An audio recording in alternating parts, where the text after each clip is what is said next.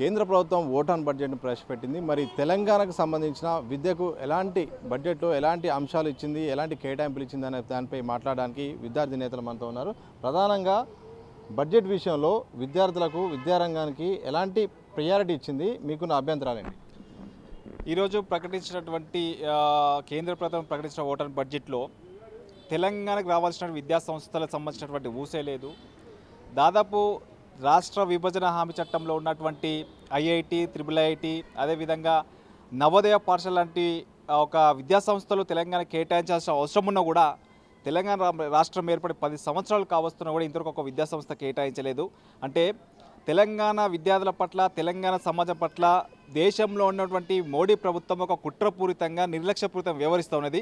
ఈ తెలంగాణ ప్రాంతంలో ఉన్నటువంటి విద్యార్థుల గురించి ఏనాడు పట్టించుకోలేదు.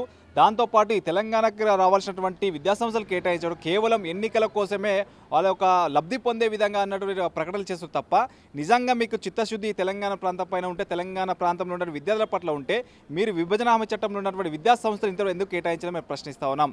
మీకు నిజంగా ఈ తెలంగాణ పట్ల, తెలంగాణ సమాజంలో ఉన్నటువంటి విద్యార్థుల పట్ల ప్రేమ ఉంటే మీరు ఇప్పటికైనా ఈ యొక్క విద్యాసంస్థలు కేటాయించి మీరు ఖచ్చితంగా తెలంగాణకు మేము విద్యారంగానికి అధిక నిధులు కేటాయిస్తాం, తెలంగాణలో విద్యారంగం కట్టుబడని చెప్పేసి నమ్మే పరిస్థితి ఉంటుంది. కానీ మీరు ఏనాడు కూడా ప్రకటించకుండా విద్యాసంస్థలు నిర్వీర్యం చేస్తూ ఇక్కడ ఉన్నటువంటి సమస్యలు పరిష్కరించకుండా, ఇక్కడ ఉన్న విద్యార్థులు పట్టించుకోకుండా మీరు కేవలం ఏంటంటే ఎన్నికల లబ్ధి కోసం మీరు తీసుకున్న నిర్ణయాలు తప్ప ఈ తెలంగాణకు సంబంధించిన విద్యారంగం చేసినటువంటి శూన్యం అని చెప్పేసి మేము ప్రధానంగా భావిస్తూ ఉన్నాం. సో మీరు చెప్పండి, మరికొద్ది నెలల్లో ఎలక్షన్స్ ఉన్నాయి. ఆల్రెడీ ఇక్కడ బీజేపీకి 4 సిట్టింగ్ ఎంపీలు కూడా ఉన్నాయి. సో ఈ బడ్జెట్ పట్ల, కేటాయింపుల పట్ల ఎంపీలు ఎలా ఫైట్ చేశారు?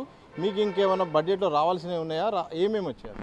ఈరోజు కేంద్ర ప్రభుత్వం ప్రవేశపెట్టిన ఓట్ ఆన్ బడ్జెట్ పూర్తి అంకెల గారడి. ఇలా బీజేపీ ప్రభుత్వం ఇది చివరి బడ్జెట్గా భావిస్తూ ఉన్నాం. ఎందుకంటే మోడీ గత 10 ఏళ్లుగా తెలంగాణ రాష్ట్రం పట్ల పూర్తిగా కక్షపూరితంగా వివరిస్తూ తెలంగాణ విభజన హామీ చట్టాలు, తెలంగాణ కేటాయించాలి చట్టంలో ఉన్న ఏ బడ్జెట్లో పొందుపరచకుండా తెలంగాణలో సీట్లు కావాలంటే తెలంగాణ ప్రజలు అసెంబ్లీ ఎన్నికలు పొందుపెట్టారు. దానికి తీరుగా ఇలా కేంద్ర బడ్జెట్లో అయినా ఆశించిన మేరకు తెలంగాణ కేటాయింపులు ఉంటాయంటే ఏమాత్రం కేటాయించకుండా తెలంగాణ పట్ల మరొకసారి కక్ష నింపుతారు.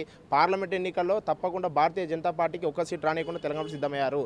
ఇలా తెలంగాణ రాష్ట్రానికి సూటు కోట్లతో వచ్చేటువంటి మోడీ ఇలా బట్టలు మార్చాడు. కానీ ప్రజల జీవన ప్రమాణాలు, తెలంగాణ విభజన చట్టంలో ఉన్నటువంటి హామీలను అమలు చేయకుండా ప్రజల జీవితాలు చెలటమాడుతూ ఉన్నాడు. ఇలా తెలంగాణ విభజన చట్టంలో తెలంగాణకు ప్రతి జిల్లాకు నవోదయ పాఠశాల, IIITలు, IIM లాంటి అనేక విద్యా సంస్థలు కేటాయించాలి ఉంది. కానీ ఎక్కడ కేటాయించలేదు.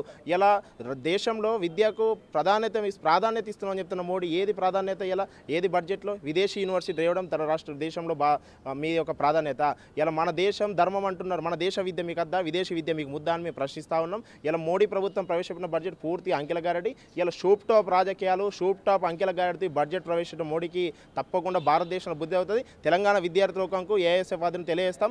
ఈ ప్రభుత్వం 10 ఏళ్లుగా ఏ ఒక్కనాడు బడ్జెట్లో మనం కేటాయించకుండా ఇలా 10% నిధులు కేటాయించిన కొట్టార కమిషన్ చెప్తా ఉన్నా, మోడీ ప్రభుత్వం కేటాయించకుండా ఎన్నికల కోసం కార్పొరేట్ సంస్థల మెప్పు కోరకు ఉన్నటువంటి భారతీయ జనతా పార్టీని తప్పకుండా తరిమి కొడతామని తెలియజేస్తా ఉన్నాం.